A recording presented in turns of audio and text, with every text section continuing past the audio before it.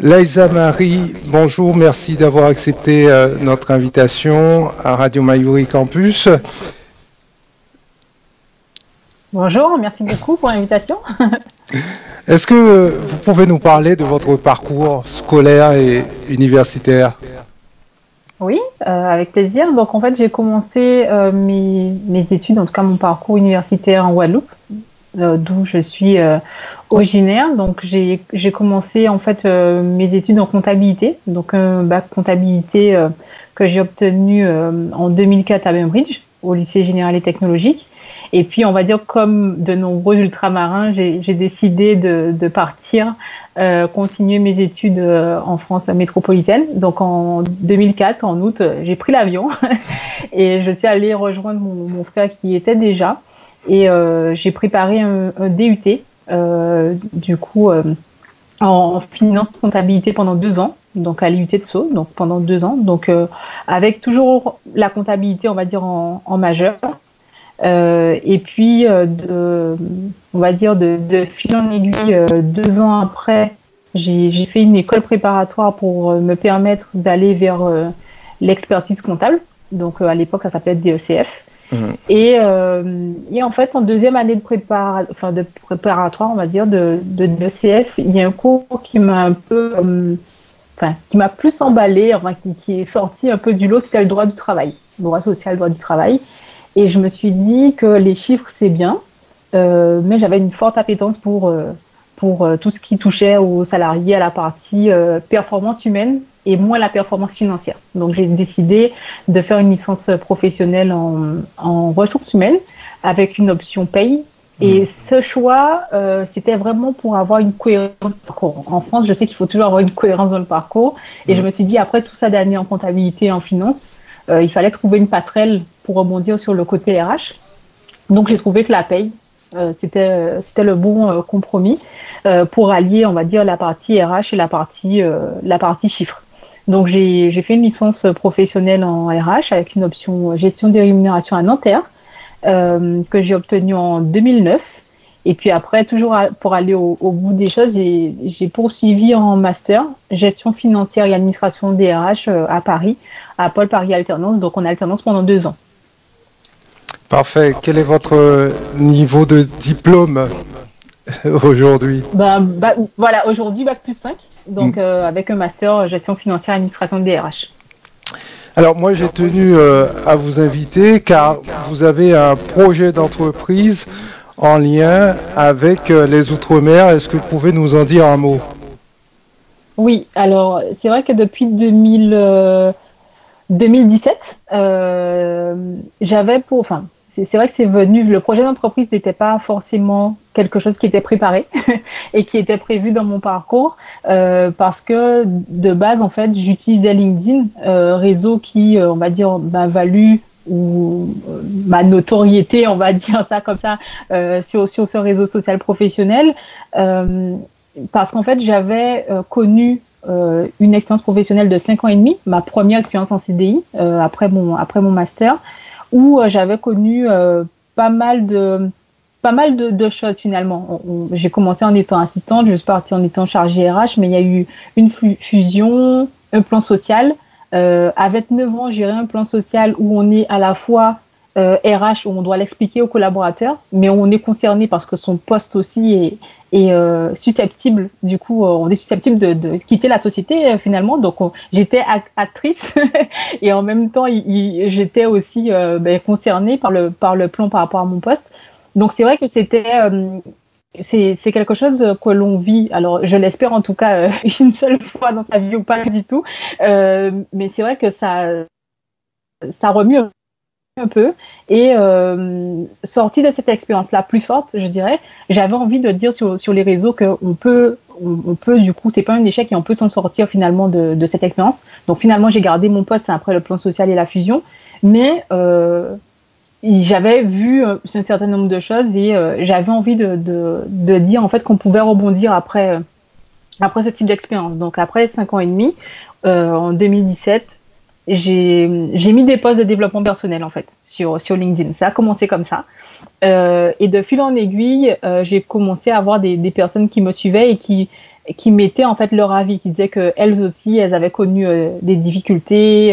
Elles se retrouvaient dans mes posts finalement. Et en fait, de fil en aiguille aussi en 2017, de par la visibilité aussi en tant qu'RH, je postais aussi des choses RH. J'ai été contactée par Jeunesse Outre-mer pour aussi l'aventure de l'association Jeunesse Outre-mer en étant coach bénévole. Et aventure que je poursuis aujourd'hui, depuis 3 ans. Donc c'est une super belle aventure. Et en fait, depuis 2018, on commençait à me contacter pour des interviews, etc. Parce que j'intriguais, on va dire ça comme ça. Les personnes ne comprenaient pas comment dans une journée, j'arrivais à avoir un travail, en même temps j'étais coach bénévole, en même temps j'étais sur LinkedIn. Donc c'est intrigué un peu en disant, mais est-ce que je travaille vraiment ou est-ce que je réside? Est-ce que je réside en Outre-mer? Est-ce que je réside? Moi, c'était un peu perturbant. Est-ce que j'étais entre 2 avions? Donc, j'ai commencé en fait à tirer comme ça et à rencontrer des entrepreneurs. Des entrepreneurs parce que j'ai commencé à partager leur activité sur LinkedIn. Pourquoi j'ai fait ça? Parce que je crois que c'était en 2016 ou en 2017, il y avait beaucoup de reportages sur l'Outre-mer et pas sur les bonnes parties. Ça veut dire qu'il y avait capitale et zones interdites et on montrait la violence en Guadeloupe, en Martinique, en Guyane, la drogue. Enfin, tout était focus à un certain moment sur ça. Et quand je lisais sur France Antilles, Outre-mer 360 ou tous les médias qui existent, même du coup Maïri, tout le monde avec la valorisation des talents et de tout ce qui se passe en Guadeloupe, en Martinique, en Guyane, je me disais mais pourquoi on focus sur ce qui n'est pas bien et ce qui ne fonctionne pas, alors qu'il y a plein d'autres choses qui fonctionnent. Donc l'idée, c'était de montrer que l'Outre-mer avance, que l'Outre-mer a des talents et qu'il faut valoriser ces talents. Et certains talents pourraient collaborer, fonctionner ensemble, mais sauf que en fait, ils ne se connaissent pas. Donc il y avait toujours ce côté, je pense, un peu RH qui faisait que je repérais des talents. Je voyais des personnes qui pourraient en fait fonctionner ensemble. Donc c'était un peu de la connexion de talent, de la mise en relation. Et en fait, de fil en aiguille, j'ai commencé à rencontrer des entrepreneurs qui m'ont dit que ce que je faisais sur les réseaux était hyper intéressant et qu'il fallait que je continue et que du coup pourquoi pas créer du coup une société parce que j'avais un vrai plus à apporter à la communauté du fait de valoriser en fait on va dire les activités de chacun. Voilà. Le projet est intéressant. Cela dit, quel sera le modèle économique de cette entreprise? Comment allez-vous gagner de l'argent? Alors, le modèle économique, alors tout ça, c'est vrai que c'est toujours en réflexion. Le Covid, comme je disais, m'a pas permis d'avancer comme je voulais parce que mon travail m'a pris beaucoup de temps en tant qu'RH pour gérer, comme tout le monde le sait, le chômage partiel et tout ce qui va, le confinement, le déconfinement. Mais il y aura des offres sur LinkedIn, bien entendu, puisque en fait, on va dire qu'aujourd'hui, c'est ce sur quoi on me connaît. Du coaching, en fait, que ça soit du coaching individuel sur comment valoriser, on va dire, du coup, son profil LinkedIn, comment trouver des prospects, comment trouver, du coup, des clients et la mise en relation avec des personnes. Donc, en fait, en gros, aider des personnes à utiliser LinkedIn, à avoir un peu une stratégie aussi, en fait, par rapport à moi, mes contacts, vu que quand la personne va me présenter son projet, son activité, en fait, c'est de la mettre en relation avec les personnes de mon réseau qui pourraient, du coup, l'aider dans son activité. Donc, il y aura toujours ce côté connecteur, parce qu'en fait, on va dire qu'aujourd'hui, mon réseau me permet de faire de la connexion entre tout un chacun. Et il y aura aussi la partie transmission d'ateliers collectifs sur LinkedIn. J'ai aussi des demandes. L'offre va se créer, on va dire, comme c'est une aventure, on va dire pour moi qui s'est créée comme ça parce que c'était pas quelque chose que je voulais faire de base.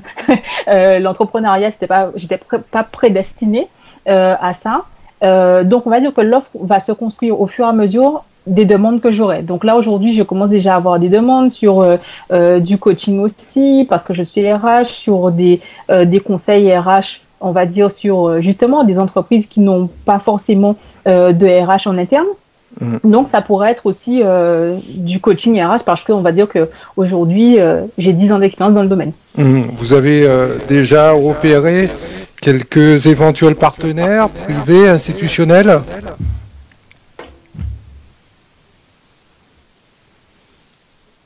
Ah, je vais reprendre ma question.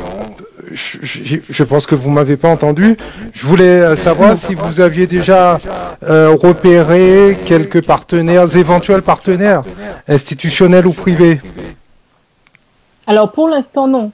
Comme je vous dis, là je suis vraiment dans les prémices, hein, on va dire pour la rédaction déjà je suis en train d'écrire en fait mes offres. Donc en fait je suis pas encore dans cette partie de partenariat public et privé. Très bien. Et comment comptez-vous rayonner sur les Outre-mer, puisque c'est beaucoup de kilomètres, différents continents? Comment allez-vous vous y prendre? Alors, c'est vrai que depuis 3 ans, je fonctionne beaucoup à distance et je profite en fait pour actionner, on va dire, de la région parisienne. Quand je suis, en tout cas, chez moi, en Guadeloupe, pendant les vacances. Du coup, j'aime bien faire des choses quand je suis là-bas. Donc, si aujourd'hui, ma société est au courant du coup de mon projet entrepreneurial, donc on va dire que tout va se faire aussi au fur et à mesure.